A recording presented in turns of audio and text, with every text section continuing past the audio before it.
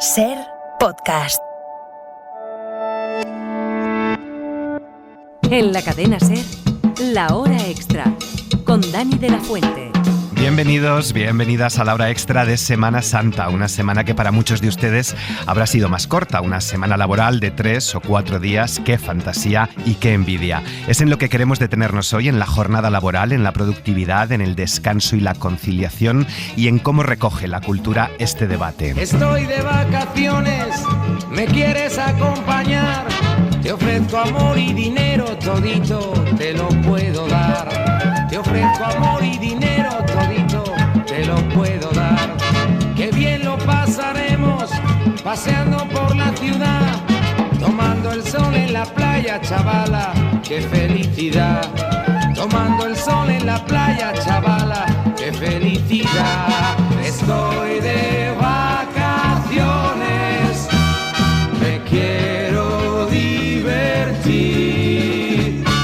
Estoy de vacaciones, tú serás mi souvenir. Si ustedes trabajan y están de vacaciones, a lo mejor se han hecho la siguiente reflexión. ¿En qué momento mi vida empezó a ser accesible solo en vacaciones? Vivamos de ilusiones, 30 días junto al mar. Es la pregunta que se hace la narradora de Gozo, una novela de Azahara Alonso que ha publicado la editorial Siruela. En esta pequeña isla del archipiélago de Malta, la protagonista encuentra el clima perfecto para reflexionar sobre los dilemas planteados por el trabajo o la falta de trabajo, por la política del tiempo, por los envites del turismo y ese placer casi sagrado, el de no hacer nada. Desde aquí aplaudimos a todos esos que en vacaciones no hacen nada, no como Pepa Blanes. Azahara Alonso ha puesto poesía a eso de no hacer nada, placer culpable donde los haya, al que nos cuesta renunciar incluso en vacaciones. Bueno, se puede decir que no, un trabajo no es el gran eje de la vida, que en parte sí, por supuesto, porque es la supervivencia, pero hay otros ejes y puede ser sencillamente tomarse un respiro, si es posible, y dentro de las condiciones materiales. Gozo es su primera novela, editada por Siruela. Es un diario, un ensayo, una ficción, muchas cosas, pero sobre todo una invitación a los lectores a plantearse si están viviendo su vida como les gustaría, si pasan demasiado tiempo en el trabajo, si hacen demasiadas cosas obligatorias y si las vacaciones son cada vez más escasas y deseadas, tanto que generan hasta ansiedad. La reflexión va un poco en torno a la conciencia también de qué estamos haciendo cuando visitamos otros lugares, porque en las ciudades grandes, primeramente, pero creo que ahora ya en casi todos los sitios, tenemos mucha consciencia de estar siendo invadidos por una cierta forma de consumir los lugares y sin embargo lo ejercemos al mismo tiempo porque esa productividad nos agota tanto que solo queremos escapar, pero sale perdiendo la gente que no puede acceder a la vivienda, sale perdiendo toda una forma de vida que creo que nos olvidamos cuando lo ejercemos. La autora fue a Malta y vivió un año intentando gastar poco y trabajar menos, no por una cuestión de vaguería, sino simplemente por parar la rueda de la productividad, esa de la que todas y todos somos víctimas. Lo plasmó en un libro lleno de citas literarias, de invitación a leer por gusto, a disfrutar también del turismo de otra manera. Por favor, no trabajemos en el ocio, no hagamos lo que se supone que tenemos que hacer. Por lo menos, ¿qué te apetece cuando vas a otro sitio? Quizá no es agotarte yendo en ese tour, no sé. Lo sabe bien ella, que es asturiana y que además vivió en una de las islas con mayor número de turistas. El capitalismo, la urgencia y la necesidad de llenar el tiempo han cambiado incluso nuestra manera de vivir el descanso y, por supuesto, de relacionarnos con el trabajo como vocación, como lo más importante de nuestra vida, como lo que nos define. ¿Cómo tenemos que estar pues todo el tiempo bien, ¿no? Contentas, productivas, disponibles? Alegres incluso, o sea, gozosas y gozosos, y como al mismo tiempo no se nos permite ese placer de vivir porque tenemos que responder a algo mayor. Entonces creo que me he decantado por esa parte y la palabra tenía una ambigüedad que también responde un poco al carácter religioso del lugar. Gozo es un libro inspirador, disfrutable, pero también político. Trabajar menos, dedicarse a uno mismo y sentir el placer es un privilegio. Quizá haya que presionar desde la literatura para que el debate de reducir la jornada laboral vaya en serio a la política.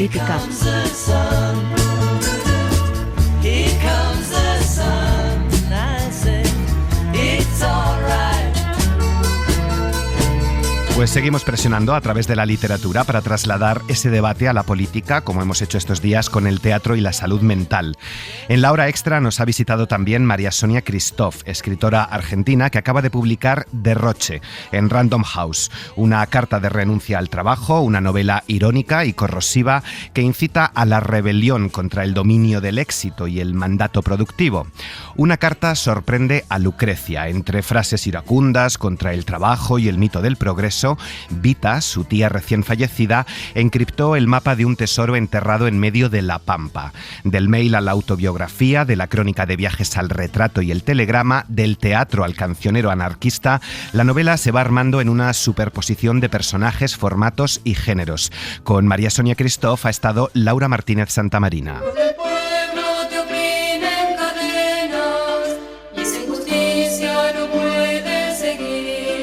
Vivir para trabajar o trabajar para vivir, dos formas de vida que se desarrollan cada día en muchos de los individuos que conforman la sociedad contemporánea y actual. María Sonia Christoph apuesta por una vía más utópica, por una rutina alejada de la asfixia, las presiones y los dramas laborales. El tema de la crítica laboral late en todos sus trabajos, pero en Derroche es la columna vertebral. Después de danzar por el pluriempleo por necesidad, aboga en estas páginas que la vida es política. El tema del trabajo es difícil de abordar, ¿no? Es decir, el tema de, bueno, yo quería hacer algo como contra el trabajo, pero no colocarme desde un lugar que ideológicamente me pareciera repugnante, que es algo bastante fácil de hacer cuando decís contra el trabajo. Estábamos hablando de la marcha feminista, o sea, la importancia de que las mujeres trabajemos. Imagínate, digo, era un lugar incómodo. Me interesan mucho los lugares incómodos para escribir. Desde este lugar crítico con lo establecido, Christoph escribe en tono polémico y crea 3 personajes que están sometidas a cumplir unos niveles de productividad constantes desde una falsa calma social. Derroche es una vía de escape para aceptar que somos esclavos de nosotros mismos y del sistema que nos recorre tanto en el espacio público como en lo más íntimo. Claramente no somos libres, ¿no? Cualquiera se da cuenta, digo, para tener un poquitito de lucidez ínfima como la que puede estar detrás de, por ejemplo, esta novela o de esta conversación, hay que batallar muchísimo. Quiero decir, en un sistema que está todo el tiempo cooptándote, ¿viste? Y además te hace creer que la libertad existe, etcétera. Bueno, en fin. Christoph escribe desde un estilo muy singular, desde formatos no ficcionales como correspondencias, retratos o crónicas de viaje, para atacar los estándares que conforman la novela clásica. Una escritura fronteriza entre la ficción y la no ficción, que da como resultado un collage de citas y géneros literarios que ilustran el discurso de la escritora para inducir al lector a la reflexión y no a una resolución. Para mí es muy importante la idea de lo colectivo, ¿no? Cuando escribo. O sea, tengo la fantasía de un mundo donde la cosa fuera más colectiva, menos individualista. Entonces también hacer entrar esas otras voces tiene que ver con eso, ¿no? Con miedo de proponer en sus páginas algo con lo que ni siquiera ella estuviera de acuerdo, encontró en el movimiento anarquista una línea de pensamiento con la que comulga y defiende en Derroche. La novela defiende la voluntad del cambio y la aceptación objetiva de la realidad laboral y política en la que estamos inmersos, siempre desde el saber situado de cada uno de los individuos. Y también esa cosa, viste, de un sistema que te lleva a la cosa cerrada, viste, primero cerrada en el individuo, después cerrada en la familia tipo, que es una institución perversa y horrible, aburridísima, digo, en vez de una cosa más colectiva, pero para eso es increíble, pero de vuelta, digo, así como no es natural que a las mujeres nos guste quedarnos encerradas en la cocina y embarazarnos porque no hay otra, etcétera.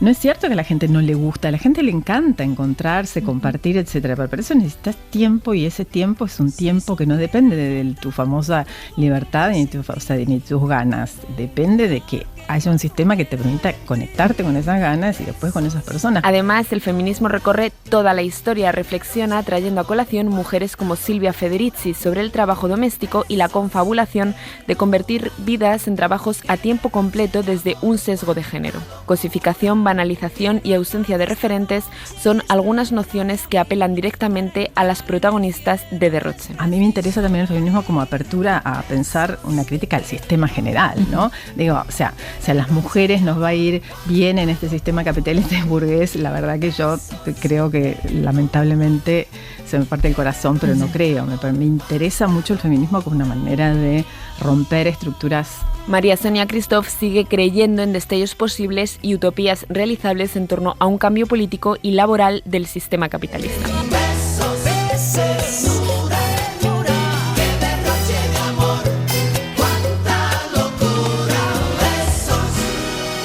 Tienen la entrevista completa en nuestra página web y en Ser Podcast. Era el primer día de verano caliente y el reloj daba las 3 en la oficina. La hora extra. Voy corriendo a casa y cierro las maletas. Mi semana de trabajo termina. El sudor resbala por mi frente al dejar la ciudad llena de coches. Seguimos reflexionando sobre el mundo laboral, tener trabajo, no tenerlo o tener un trabajo de mierda. ¿Se han planteado lo que implica la economía colaborativa y la precariedad de nuevos trabajos como el de los riders? ¿Cuáles son nuestros propios límites para aceptar determinadas condiciones laborales? ¿Cómo actuamos como consumidores? ¿Hasta qué punto somos responsables también del sistema que tanto criticamos? Todos estos temas y otros están presentes en Amarte es un trabajo sucio, pero alguien tiene que hacerlo. El nuevo montaje de Íñigo Guardamino que nos hace reflexionar desde el humor negro. Acaban de estrenar en el Teatro Quique San Francisco de Madrid antes de girar y le ha encantado el montaje a Laura Piñero. No es posible contactar con operadores. Yo te guiaré ante cualquier duda. El director de Amarte es un trabajo sucio, pero alguien tiene que hacerlo. Íñigo Guardamino decidió escribir una nueva historia con la economía colaborativa como elemento principal tras sufrir COVID durante la primera ola y conocer las condiciones laborales de los riders. Los que me llevaban caldos o la comida que me mandaba mi familia eran los riders, que eran los únicos que veía ahí correr por las calles apocalípticas en las que no había nadie. Me enteré de sus condiciones de trabajo y de todo el tema, pues un poco de economía, entre comillas, colaborativa y de los falsos autónomos y del nivel de explotación que había en algunas empresas y decidí, o me salió. Lo hizo desde el humor negro. Hablar de temas difíciles con el humor hace que sea mucho más fácil de verlo, que entre mejor. El protagonista es un veinteañero que solo encuentra trabajo como repartidor a domicilio. La ciudad se me despliega como algo a conocer. Los clientes tienen un estilo de vida que aúlla: quiero algo y lo quiero ahora. Tal y como explica Alex Villazán, el personaje persiste a pesar de las duras condiciones de trabajo. Se apecina en sacarlo por su cuenta, en lucharlo y en terminar algo que empezó. Representa las aspiraciones de muchas generaciones que pasan por las distintas fases de la explotación laboral. El autoengaño, la adicción al trabajo, la felicidad transitoria, el agotamiento, la competitividad. Que me he sentido muy cerca de todos los temas que hablo. Al final somos actores y los actores también vivimos muchísima precariedad, horas no pagadas, ¿no? Duele ver sobre el escenario cómo nos engañan con estos nuevos modelos de trabajo y la hipocresía de una sociedad que critica el sistema pero no es capaz de dejar de consumirlo. Nos hemos dado cuenta lo mucho que están arraigadas todas estas aplicaciones y costumbres en nuestros hábitos, ¿no? Y no es tan sencillo como borrar una aplicación. Al final tienes unos hábitos creados que inconscientemente no hacen ningún bien, ningún aporte a la sociedad. Por lo visto, hacer algo tan vulgar como la compra te elimina ipso facto de la modernidad. No hay tiempo para nada. O es porque quieren ejercer su voluntad y ya está. Es un trabajo muy coral con otros 3 actores sobre las tablas, como Belén Ponce de León, que da vida a Luisa, la madre del rider. Es una mujer de 50 y tantos años que se cae, se levanta y tiene vida propia. Ha hilado muy fino para contar muchísimo con muy poco y con un cinismo formidable que además cuenta todas las enfermedades que estamos viviendo las sociedades desarrolladas. Depende de ti. Eres el capitán de tu destino. Al mismo tiempo, Adelante. no dejamos de disfrutar con unos diálogos muy ágiles que tratan también otros temas como las relaciones amorosas y familiares actuales o la pandemia. And my heart beats so that I can hardly speak. And I seem to find the happiness I see. When we're out together, dance cheek to cheek. Trabajo para una empresa que fabrica cajas de plástico. Paulo el Cagado es el jefe de personal.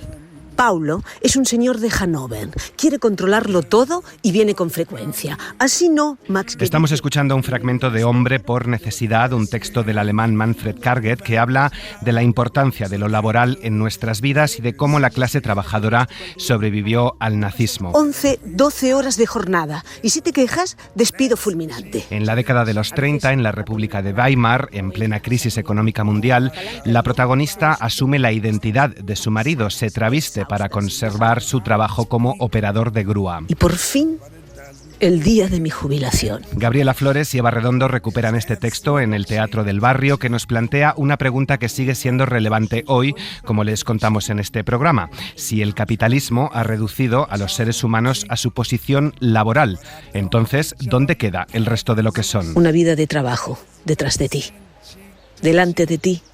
La tele. En este contexto, la cultura, el teatro, el arte, ¿siguen teniendo sentido para la clase trabajadora o se han convertido en algo para las élites? Mi artrosis no cotiza en bolsa.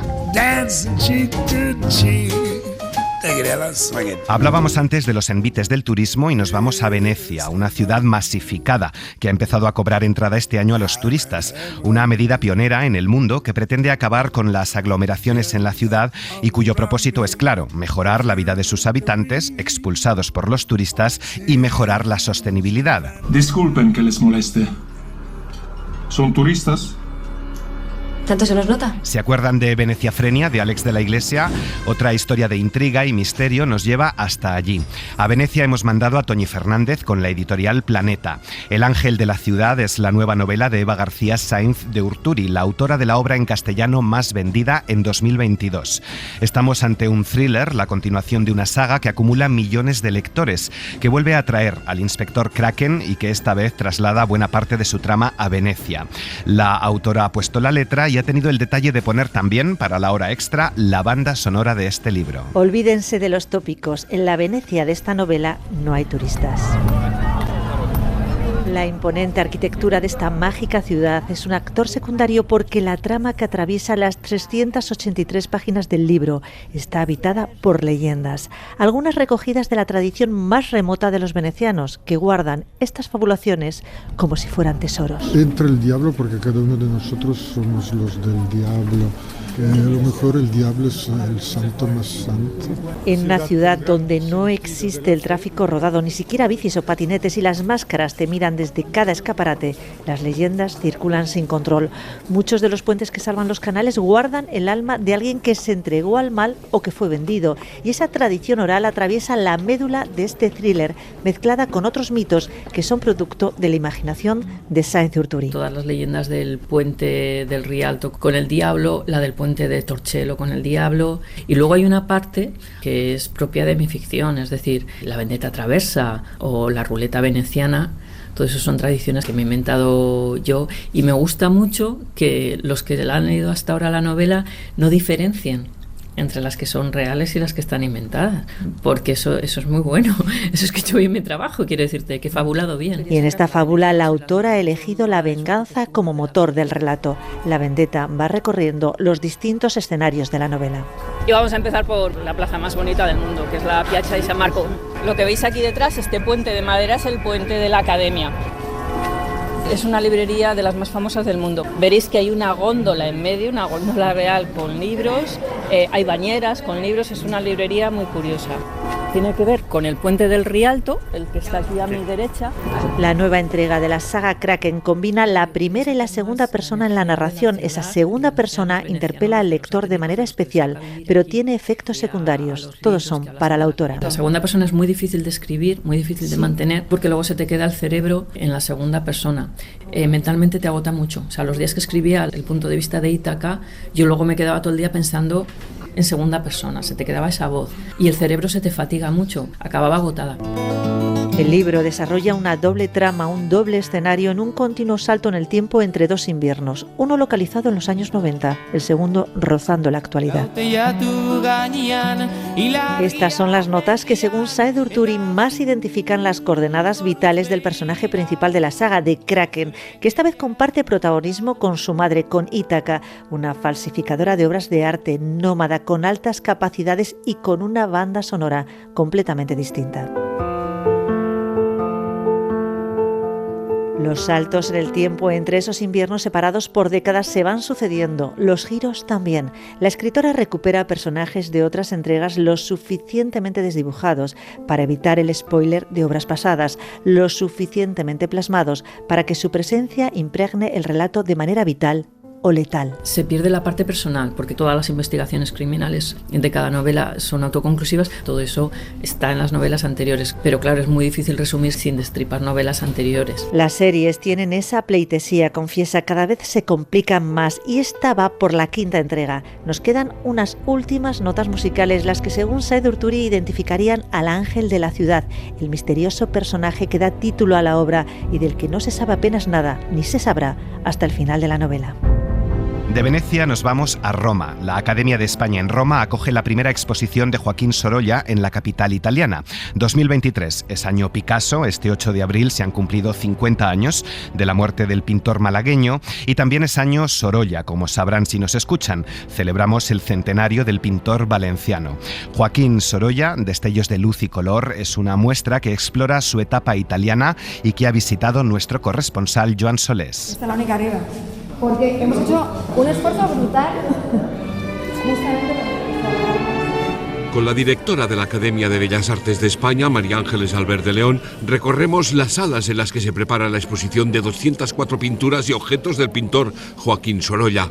Conciertos, debates y muestras en el 150 aniversario de la Academia, en la colina del Gianicolo, seguramente el lugar más excepcional de la capital italiana. es la primera vez que Sorolla llega en una exposición monográfica a la ciudad de Roma. Es un artista no conocido, lo que nos es sorprendente. Hay 140 obras, de ellas 104 que son originales, óleos, de pequeño formato, porque son esos bocetos que él hacía con un color increíble y que trae la luz finalmente a Roma, a esta academia. Sorolla, a finales del siglo XIX, pasó en Italia algunos de los años más intensos de su vida. Aquí vivió su primer año de matrimonio.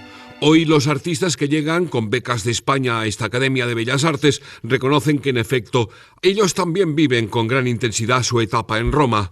Ángeles, la directora, ha dado un giro a esta institución, abriéndola a los visitantes. Pues van a encontrar un conjunto monumental excepcional, renacentista, en el que conviven, por un lado, exposiciones y obras de arte como la de Sorolla, o una exposición sobre cómic con la obra de 17 artistas del cómic en españoles y de ilustración, como premios nacionales, entre otros, y además esta magnífica exposición de Sorolla. Pero como es un centro vivo, van a encontrarse hasta 23 creadores e investigadores que proceden de diferentes países, que viven y que desarrollan sus proyectos aquí. Todo ello en un entorno excepcional. El templete de Bramante, con 2 claustros, con toda una serie de pinturas de la Villa de San Francisco, con la mejor vista de Roma, además. Regresamos a España y paramos en el Museo Guggenheim de Bilbao con 2 exposiciones muy recomendables. Por un lado, la primera gran retrospectiva dedicada en España al pintor austriaco Oskar Kokoschka, considerado el artista rebelde de principios del siglo XX en Viena y pintor de almas por sus retratos expresionistas. Un activista antibelicista que combatió en la Primera Guerra Mundial y perseguido por el nazismo en la Segunda.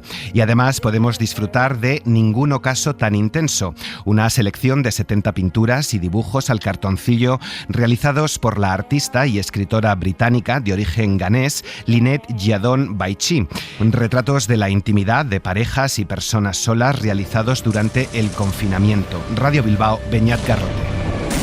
Fue el artista rebelde de principios del siglo XX, un radical retratista que canalizó los traumas personales vividos en la guerra hacia los autorretratos por los que ha pasado a la historia. Sus pinturas cuando vivió en Londres eran claros mensajes hacia los nazis. Fue también un revolucionario experimentador. Lo que hizo Kokoschka fue usar sus huellas dactilares, las palmas de sus manos, las uñas, la base del pincel para rascar la pintura.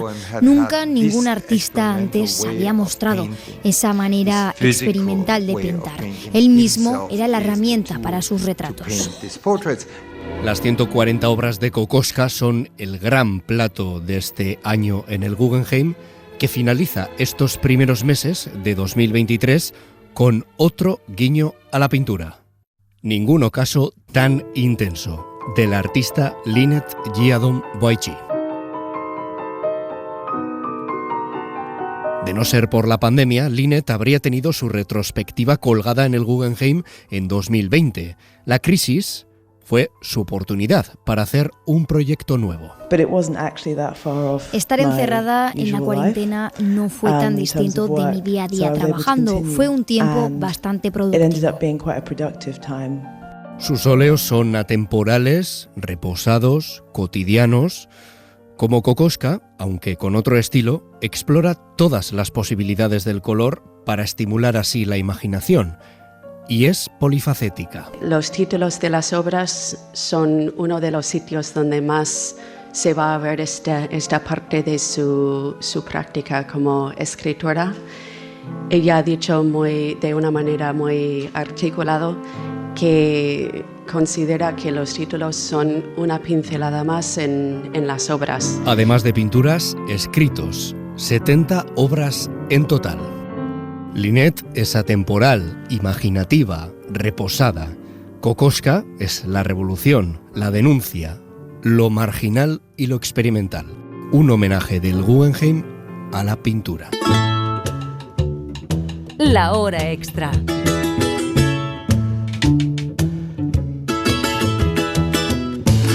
Nuestra siguiente parada en este viaje es en Madrid, con dos propuestas por si van a pasar por la capital.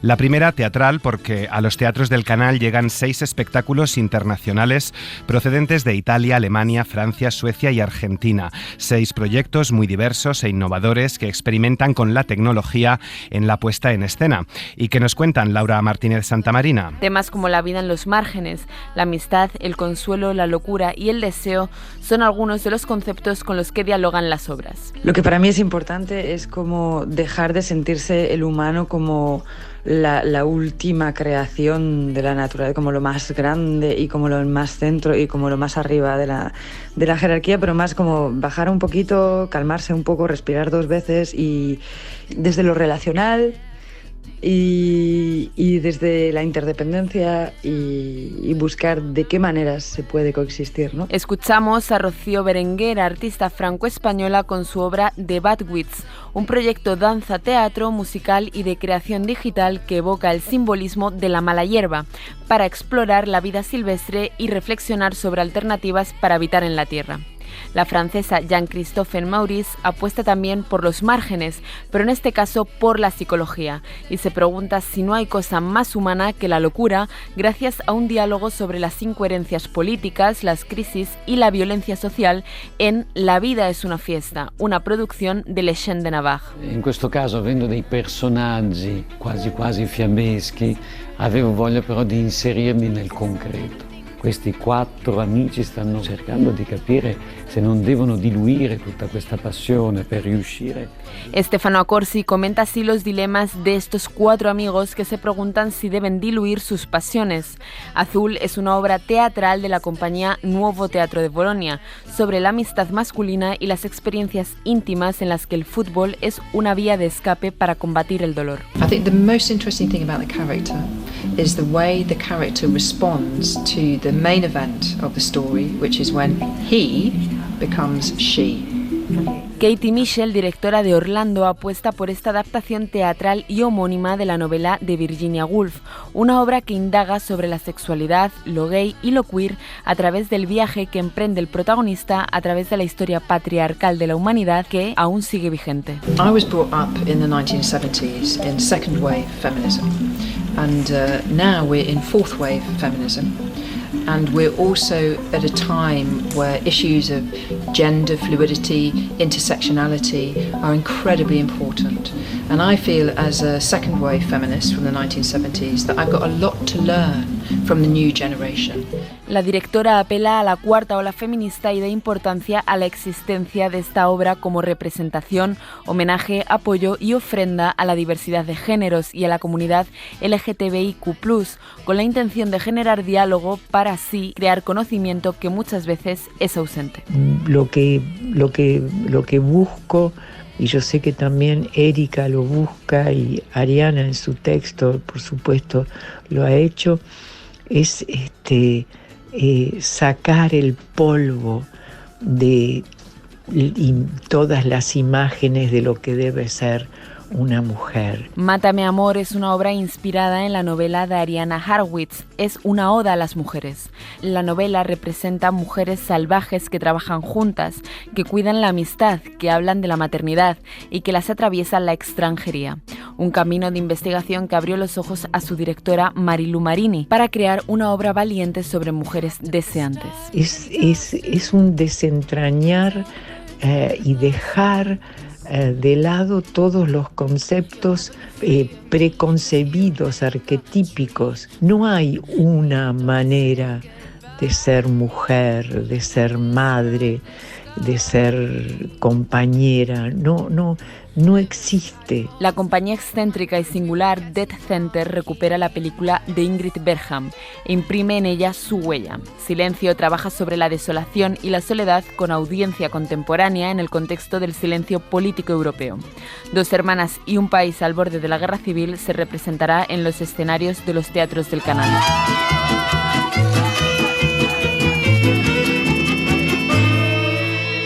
La hora extra. Vacaciones en Madrid. Tu ocasión de ser feliz.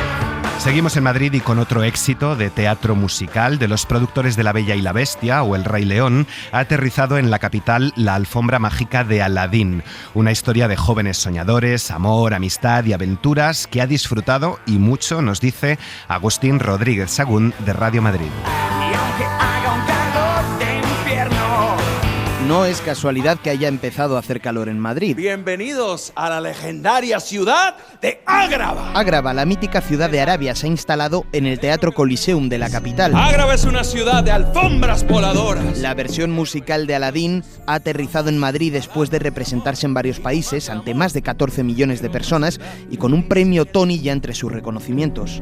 Ven conmigo a un lugar muy lejano y verás dromedarios vagando en paz. Y en este musical lleno de sorpresas están todos los protagonistas, personajes que incluso se asemejan a los de la película, como Roc Bernadi, que reconocía en la SER su particular parecido a Aladín. Es que tienes cara de Aladín. Ya me lo dice, ya, sí. Una obra única, llena de magia, gracias, claro, al genio. Me da a mí que aún no has pillado lo que tienes entre manos. El actor David Comrie encarna uno de los personajes más queridos de la factoría Disney en una interpretación completamente original. Uno se plantea imitar a lo que hace el doblador en la película animada, pero yo traté de no mirar eso, traté de buscar mi personalidad. El escenario, los decorados, la música son parte de un viaje único a Arabia donde el vestuario, por cierto, es clave. Vamos, el vestuario del genio, cuando yo me lo puse, es que inmediatamente te ponía una postura tan diferente, tiene tanta pedrería, brilla, tengo muchísima purpurina, y de verdad es como... La obra mezcla la magia del teatro con la amistad, la redención personal, el humor y el amor, claro. Un mundo ideal, un mundo ideal. Aladín se instala en Madrid junto con el genio, el sultán, la princesa Yasmín y Jafar en un espectáculo para todos los públicos que revive la magia de Oriente en el Teatro Coliseum. ¿Lo eliges tú? No has tenido amigo tan genial. Mira cómo lo vengo. Nos vamos y algunos de vacaciones.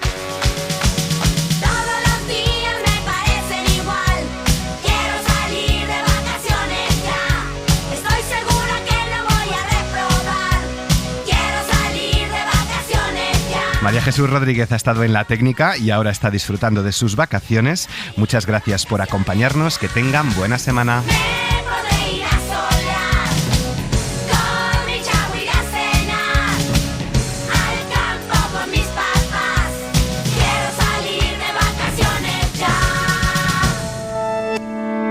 Cadena SER. La radio.